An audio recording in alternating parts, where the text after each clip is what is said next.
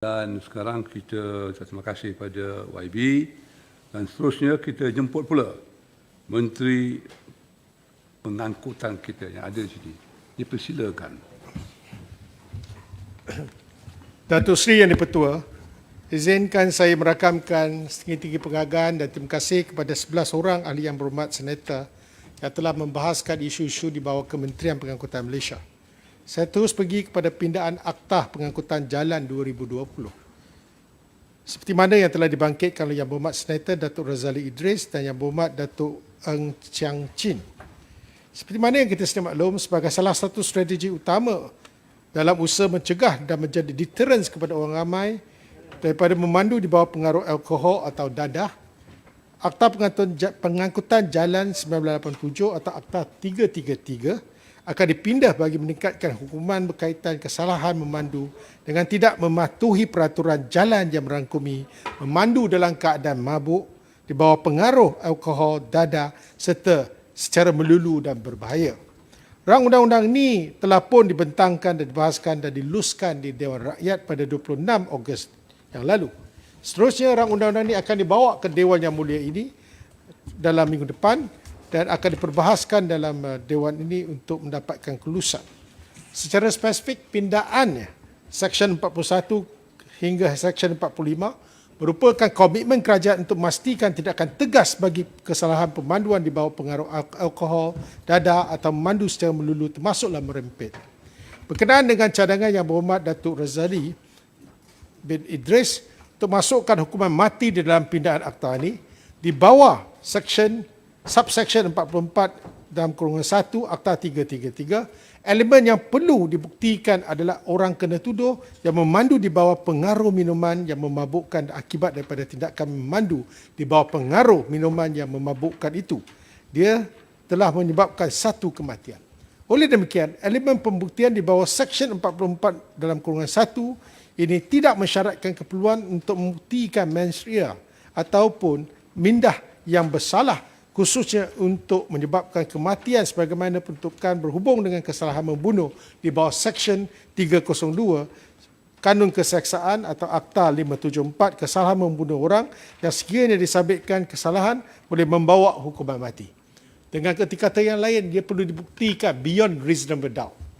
Oleh yang demikian, berikutan dengan perbezaan elemen pembuktian jenayah ini, Datuk Seri Speaker, saya nak minta sikit dari penjelasan. Boleh, Yang Berhormat Menteri? Okey, akta yang nak dipinda untuk mencegah daripada berlakunya kemalangan maut. Dan saya masih lagi tidak berpuas hati. Kenapa pihak kerajaan sangat takut untuk nak memasukkan hukuman mati. Hukuman mati kepada pemabuk, mabuk. Dia memang sengaja nak pergi mabuk. Dan dia memandu dengan keadaan yang tidak sedarkan diri. Bermakna menjurus kepada pembunuhan. Jadi saya tak faham. Kalau kita masukkan hukuman mati, bukan hukuman mati mandatori, hukuman mati yang mana boleh lagi dibincang. Tapi saya tengok yang nak meminda perlembagaan tak masuk, takut sangat nak masuk pada hukuman mati. Jadi soalan saya, Yang Berhormat Menteri, untuk kita mencegah sesuatu perkara yang membawa maut, takkan kita yang sepatutnya boleh hidup, keluarga dia boleh bergembira dengan anak isterinya, akhirnya pemabuk langgar rumah dia, mati orang dalam tu. Jadi saya nak minta penjelasan kenapa takut sangat pihak kerajaan nak letak hukuman mati dalam Akta 333 pindaan. Terima kasih Yang Berhormat Senator. Sebenarnya tidak ada kena-mengena dengan soal takut atau berani. Kerana apa yang kita lakukan, kita telah mendapat kita telah membuat satu kajian soal selidik. Daripada 345,000 orang, ada yang mengatakan hukuman kena ditingkatkan. Ada yang katakan hukuman mati terus. Kita bincang dengan peguam, kita berujuk pada Jabatan Peguam Negara dan kita melihat dalam sistem undang-undang kita, bukan kita nak kenakan satu hukuman mati itu boleh dibuat sewenang-wenangnya. Ia kena dibuktikan beyond reasonable doubt. Mesti ada bukti yang kukuh. Kalaulah seseorang tu, kalau ikutkan Akta Pengangkutan Jalan, apa yang kita buat sekarang ialah apabila nilai ambang threshold tu kalau lepas, dia akan terus dikenakan tindakan. Kalau sekadar dia minum, juga akan dipenjarakan. Kalau dia melanggar mati seorang, dia punya hukuman lebih berat. Kalau kesalahan berulang kali kedua, lebih berat sampai 20 tahun. Ini bermaksud kita boleh buktikan dengan nilai ambang yang telah dilepasi. Kalau di mahkamah nak buktikan seorang bunuh orang, niat tu perlu kita buktikan. Beyond reasonable doubt. Sebab itu bukan kita tak anda. Dalam soal ni kita kena buktikan dengan elok, mesti ada justifikasi dan kita juga merujuk kepada pendaftar mahkamah. Lihat, sama ada hukuman istimpal atau tidak. Dan ini tidak bermaksud dalam kes orang langgar sengaja mabuk, dia boleh terlepas. Saya nak beritahu bagi amaran, sesiapa yang sengaja mabuk, polis boleh siasat dan didapati kalau ada elemen jenayah yang lain dan dia memang berniat nak bunuh orang, boleh disabitkan kesalahan, boleh dibuktikan niat itu. Saya rasa kita serahkan kepada polis ambil terus. Kalau dirasakan akta pengangkutan jalan ni tak memadai, boleh gunakan section ataupun section 302 di bawah kanun keseksaan. Tidak jadi masalah. Saya teruskan kepada jajaran ICRL. Yang Berhormat Datuk Kasavadas ada menyebut tentang projek ICRL. Untuk makluman ahli yang berhormat, Kementerian Pengangkutan prihatin tentang pembangunan luar bandar dan akan memastikan kelestarian suatu projek agar manfaatnya dapat dinikmati oleh semua lapisan masyarakat. Dalam hubungan itu, kerajaan telah meneliti impak jajaran ICRL terutamanya untuk Section C. Ya, kerajaan terdahulu nak dibuat ke bahagian selatan sedikit. Tetapi setelah kerajaan yang baru mengambil alih, kita melihat secara profesional. Kita melihat jajaran itu sama ada dia akan memberi viability kepada projek itu tersebut. Kerana kita kena lihat, kena bersandarkan kepada viability itu 30% adalah bersandarkan kepada penumpang dan 70% adalah bersandarkan kepada muatan kargo. Jadi persoalannya, apabila kita buat penilaian, kita lihat dari segi kos dan kita gunakan pendekatan value engineering dan sebagainya. Dan setelah kita teliti setiap satu section, maka kita telah memberi perhatian khusus kepada section C di mana Temerloh, Gombak, Serendam, Pelabuhan Kelang yang memberi value for money di mana ia meningkatkan ketersambungan rail kargo ke hub kargo aktif melalui pembinaan Serendam Bypass. Ramai tidak tahu. Kalau kita selesaikan masalah di selatan ini, apabila kita nak selesaikan, kalau misalnya mentakap turun pada Simpang Pelangai, masuk kepada Kuala Kelawang, terus pergi ke Nilai, Bangi, sampai Putrajaya, terus sampai ke Jentayu ataupun di Jenjarum. Tetapi kita kena tukar loko. Tukar loko maksud dia bukanlah satu seamless connectivity. Kita kena tukar wagon. Barulah dia boleh sampai ke Pelabuhan Barat. Sebab apa? Kerana kena kita menyeberangi Selat Lumut di mana akan dibuat satu drawbridge, jambatan terbuka. Dengan jambatan terbuka, kita tak boleh electrify daripada Kota Baru sampai Dunggun sampai Mentakap sampailah ke Jenjarum. Itu boleh. Tapi selepas Jenjarum, untuk kargo ni, kita kena bawa dengan diesel unit. Bermaksud kita kena melalui dua proses double handling. Tetapi apa yang jadi isu pada kita sekarang ialah Serendam Bypass. Sudah 5 mantan Menteri Pengangkutan kata ini penting, kritikal. Sudah 15 tahun kita minta supaya peruntukan boleh diberi. Begitu besar sekali. Dan kebetulan dalam pakej jajaran asal ini, Serendam Bypass adalah sesuatu yang perlu kita hubungkan. Di mana daripada ITT Gombak, kita akan sambung kepada Serendam terus kepada Jalan Custom, terus dihubungkan kepada Pelabuhan Barat dan juga Utara. Itu akan menjadikan satu land bridge dan memberi nikmat, faedah yang terbaik untuk pembangunan ekonomi. Jadi itu baik untuk Selangor kita bincang dengan semua kerajaan negeri. Jadi dalam proses 3 bulan, kita telah mengadakan sesi menghadap dengan tuanku, bincang dengan pejabat tanah, dengan menteri besar dan sebagainya. Saya rasa kita akan melakukan terbaik demi rakyat. Itu yang kita kena lihat. Dan satu perkara lagi yang dibangkitkan oleh Yang Berhormat Datuk Seri Pari telah menyarankan supaya kerajaan menyegerakan semua projek infrastruktur seperti ICRL, MRT 2, MRT 3. Betul, MRT 3. Untuk makluman Yang Berhormat, Kementerian Pengangkutan amat komited dan kita pastikan projek ICRL ini dapat dilaksanakan jadual, iaitu menjelang penghujung 2026 kita kena selesai. Dan setakat ini kita telah mencapai kemajuan sebenar 18.17%. Bagi kawasan di sekitar Lembah Kelang pula, Kuala Lumpur, kerajaan telah menjalankan projek termasuklah meluaskan liputan rangkaian rel bandar sebagai satu langkah untuk meningkatkan perkongsian mod pengangkutan awam. Sebanyak 85 km tambahan jajaran rel bandar telah dilaksanakan di bawah program sambungan LRT, iaitu 34 km yang mula beroperasi pada tahun 2016 dan penyiapan laluan MRT Kajang MRT1 51 km yang beroperasi sepenuhnya pada tahun 2017. Dalam masa yang berapa tahun lagi, sebanyak 95.1 km rel bandar akan ditambah ke dalam rangkaian rel Lembah Kelang ke Kuala Lumpur. Projek MRT Putrajaya MRT 2 sejauh 57.3 km dijangka siap sepenuhnya menjelang Januari 2023, manakala projek LRT 3 sejauh 37.8 km pula dijangka siap sepenuhnya menjelang Februari 2024. Dan Yang Berhormat Senator Alan Ling juga membangkitkan mengenai status rundingan bersama Kerajaan Negara Brunei Darussalam mengenai caj yang dikenakan kepada rakyat Malaysia yang keluar dan masuk ke negara tersebut. Untuk makluman Dewan Yang Mulia ini, Kementerian Kewangan Ekonomi Brunei Darussalam melalui siaran akhbar bertarikh 9 Julai telah memaklumkan bahawa satu perintah bayaran keluar masuk 2020 dikuatkuasakan mula 1 Ogos 2020. Perintah ini telah memberi kuasa kepada Jabatan Kastam dan Excise Diraja Brunei Darussalam untuk mengenakan caj ke atas setiap orang yang akan masuk dan keluar ke negara tersebut melalui pos-pos kawalan darat.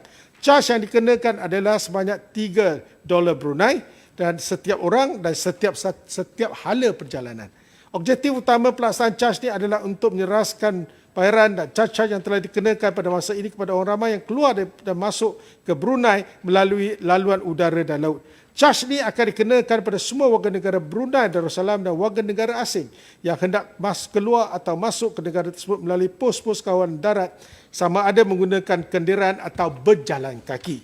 Dalam hal ini, kerajaan melalui Kementerian Luar Negeri dan Kerajaan Negeri Sarawak telah mengutuskan surat kepada Kerajaan Brunei untuk memohon agar rakyat Malaysia dikecualikan daripada perintah tersebut. Susulan daripada Yang Berhormat Datuk Seri Setia Haji Erwan Prahin Yusof, Menteri Luar Negeri 2 Brunei Darussalam melalui surat bertarikh 30 Julai 2020 kepada Yang Berhormat Datuk Amar Awang Tengah Ali Hassan, Timbalan Ketua Menteri Kerajaan Negeri Sarawak, telah maklumkan keputusan Kerajaan Brunei untuk menangguhkan tarikh kuatkuasa perintah barang keluar dan masuk kepada 1 Oktober 2020. Dan perkara ini sama juga dimaklumkan pada Yang Berhormat Datuk Seri Syamuddin Tun Hussein, Menteri Luar Negeri kita, Malaysia. Kerajaan akan terus merundingi perkara ini dengan Kerajaan Brunei. Seterusnya, kompaun cermin gelap yang dikenakan oleh Kerajaan Brunei Darussalam kepada kenderaan Malaysia. Ya, kita sedar Yang Berhormat Senator Alan, ini ada satu masalah. Dan perkara ini akan kita runding dengan pihak apabila kita ada rundingan dengan pihak Brunei, kerana kita memberi sedikit kelonggaran kepada kereta Malaysia, tapi di sana dia langsung tidak membenarkan cermin gelap. Dan ini juga satu isu yang perlu dibawa apabila kita ada rundingan dua hala. Dan seterusnya, kedudukan negeri Kelantan dalam menikmati kemajuan sistem pengangkutan selaras dengan Teras 5 dasar pengangkutan negara seperti mana yang dibawa oleh Yang Berhormat Senator Puan Asma binti Hussein. Teras 5 dalam Dasar Pengangkutan Negara 2019-2030 menggariskan usaha memperluaskan jejak global dan mempromosikan pengantarbangsaan perkhidmatan pengangkutan. ECRL yang berakhir di Kota Baru, Kelantan secara langsung akan menggalakkan pembangunan ekonomi di negeri Kelantan secara amnya dan Kota Baru secara khususnya. Negeri Kelantan akan dihubungkan dengan pelabuhan utama di Malaysia bagi aktiviti import-ekspor. Perkhidmatan ECRL juga bukan sahaja memfokuskan kepada perkhidmatan kargo, ianya akan menawarkan perkhidmatan penumpang. Yang Berhormat Senator Puan Asma juga telah membangkitkan isu mengenai status projek pembesaran lapangan terbang Sultan Ismail Petra Kota Baru. Untuk makluman Yang Berhormat, projek pembesaran lapangan terbang Sultan Ismail Petra LTSIP telah dilaksanakan secara tender terbuka pra-pelayakan. Pada masa ini, projek ini dalam proses tender pra-bida yang dijangka selesai pada Oktober 2020. Pelantikan kontraktor dijadualkan pada akhir tahun 2020 dan dijangka siap pada Disember 2023. Lapangan terbang ini jangka dapat menampung jumlah penumpang sebanyak 4 juta penumpang setahun, iaitu peningkatan sebanyak 2.5 juta penumpang berbanding dengan kapasiti yang sedia ada, cuma 1.5 juta setahun. Dan manakala kapasiti jumlah pesawat yang boleh mendarat akan ditingkatkan daripada 3 kepada 8 pesawat jenis kod 4C dan daripada 2 buah ATR 72 kepada 3 buah ATR 72. Seterusnya, Yang Berhormat Puan Asma juga mencadangkan supaya pihak kerajaan untuk membina kompleks maritime di Tok Bali, Kelantan. Untuk makluman Yang Berhormat, Kementerian Pengangkutan tiada halangan dengan cadangan pembinaan kompleks maritime di Tok Bali yang dijangka akan menyumbang kepada pembangunan dan limpahan ekonomi terhadap sektor hiliran di kawasan berkenaan. Tambahan pula, kedudukan strategik Tok Bali merupakan antara faktor utama dalam merancangkan lagi pertumbuhan aktiviti perindustrian dan ekonomi negara secara keseluruhan. Namun demikian, Kementerian Pengangkutan berpandangan adalah wajar cadangan pembinaan kompleks maritime tersebut diperhalusi dan teliti sama ada ianya akan berfungsi sebagai pusat pentadbiran umum bagi ahli ehwal berkaitan maritime termasuklah aspek penguatkuasaan ataupun menjadikan pusat bagi sektor-sektor berkait rapat dengan maritime yang khusus seperti perikanan dan industri huluan atau upstream seperti minyak dan gas. Yang Berhormat Datuk Teo Kok Chee telah mencadangkan agar kerajaan memberi bantuan untuk pelepasan cukai yang tinggi kepada pemandu e-hailing yang terkesan akibat pandemik COVID-19. Dan perkara ini untuk makluman Yang Berhormat, sebenarnya kita telah memberi, MOT telah wujudkan beberapa inisiatif untuk membantu golongan industri terjejas termasuklah pemandu e-hailing dan penghantar barangan atau P-hailing. Antara inisiatif yang telah diberikan adalah menerusi bantuan prihatin secara one-off kepada pemandu e-hailing sebanyak RM500 seorang. Kerajaan telah melaksanakan pembayaran bantuan prihatin e-hailing bermula April 2020 kepada seramai 78,307 pemandu e-hailing yang telah dikenal pasti layak menerima bantuan tersebut dengan jumlah perbelanjaan diperuntukkan sebanyak RM35.28 juta. Namun, insentif lain seperti pelepasan cukai adalah bukan di bawah bidang kuasa MOT dan perkara ini bolehlah diserahkan dengan Kementerian Kewangan untuk pelaksanaan selanjutnya. Datuk Seri Yang di-Pertua, Yang Berhormat Senator Datuk T. Mohan dalam perbahasannya juga membangkitkan mengenai status projek pembinaan Puspakom di kawasan Bukit Beruntung, Hulu Selangor. Untuk makluman, Yang Berhormat Senator, pada bulan Januari 2020, Puspakom telah mengadakan lawatan beberapa tapak potensi di sekitar Lembah Kelang, termasuklah Bukit Beruntung, Selangor.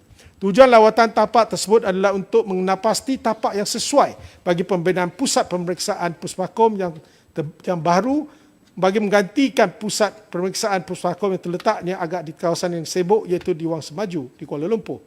Dan apa yang kita dapati ialah perkara ini belum lagi diutamatkan. Pada masa yang sama, pihak Puspakom juga ada menyediakan kemudahan perkhidmatan pemeriksaan secara bergerak, door-to-door service, sebagai pilihan alternatif perkhidmatan serta kemudahan pemeriksaan kepada orang ramai. Seterusnya, saya ingin memberi maklum balas kepada 3 isu yang telah dibangkitkan Yang Berhormat Puan Haja Sabani. Pertama ialah cadangan mewajibkan mengemukakan laporan kesihatan untuk memperbarui lesen memandu. Untuk makluman Yang Berhormat Senator, Seksyen 56 Akta Pengangkutan Jalan 1987 menyatakan bahawa semua pemandu kenderaan perkhidmatan awam perlu mempunyai lesen memandu vocational yang terdiri daripada lesen memandu pengangkutan awam PSV dan lesen memandu kenderaan barangan atau GDL. Setiap permohonan baru juga pembaruan lesen memandu vocational adalah wajib disertakan laporan pemeriksaan perubatan. Pemeriksaan kesihatan ini adalah amat penting untuk memastikan tahap kesihatan setiap pemandu adalah baik dan mampu untuk mengendalikan kenderaan barangan dan juga penumpang yang selamat. Namun buat masa ini tidak ada lagi keperluan untuk mengumpulkan laporan kesihatan bagi pembaruan lain-lain lesen selain daripada lesen vocational. Seterusnya, yang kedua adalah mengenai peruntukan yang pembinaan jeti Kuala Perlis yang baru. Untuk makluman Yang Berhormat, pada tahun 2015, Kementerian Pengangkutan melalui Maritime Institute of Malaysia (MIMA) telah menjalankan kajian kemungkinan pembangunan semula jeti Kuala Perlis dan Kuala Kedah. Tujuan kajian ini antara lain untuk mencadangkan lokasi yang mempunyai kedalaman air semula jadi untuk dibangunkan sebagai jeti penumpang. Namun, memandangkan kedudukan lokasi untuk tujuan pembangunan jeti penumpang terletak di luar Kuala Perlis yang mana boleh menjaskan sosioekonomi penduduk Kuala Perlis, maka pengerukan secara berkala masih merupakan kaedah terbaik untuk mengatasi masalah pemendapan muara Sungai Kuala Perlis. Dalam hubungan ini, Jawatan Laut Malaysia telah melaksanakan kerja-kerja pengerukan alur pelayaran dengan panjang alur yang dikeruk adalah 56 km pada kedalaman 2 meter cat datum di jeti Kuala Perlis dari bulan Ogos 2018 hinggalah Mac 2019 dengan kos keseluruhan 13.8 juta ringgit bagi mengatasi masalah mendapan. Terkini, pada sesi permohonan projek baru untuk RMK ke-12, JOM telah menyenaraikan projek untuk kerja-kerja pengerukan juga sebanyak 30 juta ringgit. Walau bagaimanapun, satu mesyuarat baru diadakan untuk mencari penyelesaian menangani isu mendapan yang mengganggu alur pelayaran dan besin jeti penumpang Kuala Perlis. Dan untuk makluman ahli yang berhormat, perkara ini perlu dilihat secara jangka panjang untuk kita, termasuklah kita kena menyediakan sedimen trap dan sebagainya. JOM sentiasa komited untuk memastikan keselamatan. Bagi kulung 2 minit. Ya, saya tengah kulung. Ya. Datuk Tuan Speaker, saya mohon jawapan soalan saya dijawab berhubung tiket Air Asia. Terima kasih. Ada.